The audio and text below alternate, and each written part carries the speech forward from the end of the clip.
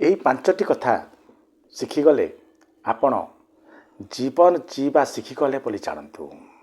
ପ୍ରଥମ କଥାଟି ହେଲା, ଯିଏ ଅସୁବିଧା ସମୟରେ ମଣିଷମାନଙ୍କର ବହୁତ ସହାୟତା ପ୍ରଦାନ କରିଥାଏ, ଯେତେବେଳେ ଭଲ ସମୟ ଆସେ ଏ ଲୋକମାନେ କାମରେ ଆସିଥିବା ସେହି ଲୋକକୁ ପ୍ରଥମେ ଭୁଲି ଯାଇଥାନ୍ତି।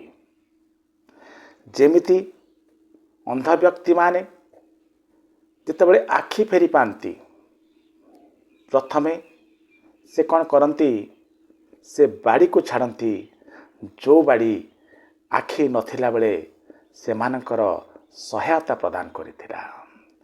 ଦ୍ୱିତୀୟ କଥାଟି ହେଲା, କାହାରି କାମରେ ଲାଗିବାକୁ ସମୟ ନାହିଁ କହୁଥିବା ଲୋକମାନଙ୍କ ପାଖରେ ଅନ୍ୟର କାମରେ ପ୍ରତିବନ୍ଧକ ସୃଷ୍ଟି କରିବାକୁ ଅନେକ ସମୟ ଥାଏ। ତୃତୀୟ କଥାଟି ହେଲା, ପ୍ରେମ କେବେ ଦୁଃଖ ଦିଏ ନାହିଁ, ପ୍ରେମ ସର୍ବଦା ସୁଖ ହିଁ ଦେଇଥାଏ।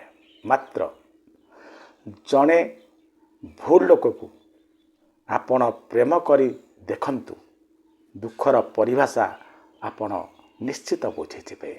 ଚତୁର୍ଥ କଥାଟି ହେଲା, ଯାହାର ସମ୍ପର୍କ ରଖିବାର ଥାଏ ସେ ଆପଣଙ୍କର ହଜାର ଭୁଲକୁ ହସି ହସି କ୍ଷମା କରିଦେଇଥାଏ। ମାତ୍ର ଯାହାର ସମ୍ପର୍କ କାଟିବାର ଥାଏ ସେ ଅପେକ୍ଷା କରିଥାଏ ଆପଣଙ୍କ ପାଖରୁ ଗୋଟିଏ ଭୁଲ ହେବାକୁ। ଥରେ ଭୁଲ ହେଲା କ୍ଷଣି ସେ ସମ୍ପର୍କ କାଟି ଆଗକୁ ବଢ଼ି ଯାଇଥାଏ। ତେଣୁ ଯିଏ ସମ୍ପର୍କ କାଟୁଛି କାଟୁ, ଆପଣ ଆଦୌ ଦୁଃଖିତ ହୁଅନ୍ତୁ ନାହିଁ। ପଞ୍ଚମ କଥାଟି ହେଲା, କିଛି ଲୋକଙ୍କର ହୃଦୟରେ କାଲକୁଲେଟର ଥାଏ। ସେମାନେ କାହା ସହିତ ବି ସମ୍ପର୍କ ପ୍ରତିଷ୍ଠା କରିବା ପୂର୍ବରୁ ଅଙ୍କ କଷି ଚାଲନ୍ତି, ଏ ସମ୍ପର୍କରେ ମୋର ଲାଭ କେତେ, କ୍ଷତି କେତେ। ଯଦି ଲାଭର ପରିମାଣ ଅଧିକା, ତାହେଲେ ସମ୍ପର୍କ ଯୋଡ଼ିବା ପାଇଁ ବହୁତ ପ୍ରଚେଷ୍ଟା କରିଥାନ୍ତି ଏବଂ କେବେ କେବେ ସଫଳତା ମଧ୍ୟ ଅର୍ଜନ କରିଥାନ୍ତି। ଯଦି ଲାଭର ପରିମାଣ କମ୍ ବା କ୍ଷତିର ସମ୍ଭାବନା ଅଛି, ତାହେଲେ ସମ୍ପର୍କ ସେମାନେ କେବେ ନ ଯୋଡ଼ି ଆଗକୁ ବଢ଼ି ଯାଇଥାନ୍ତି।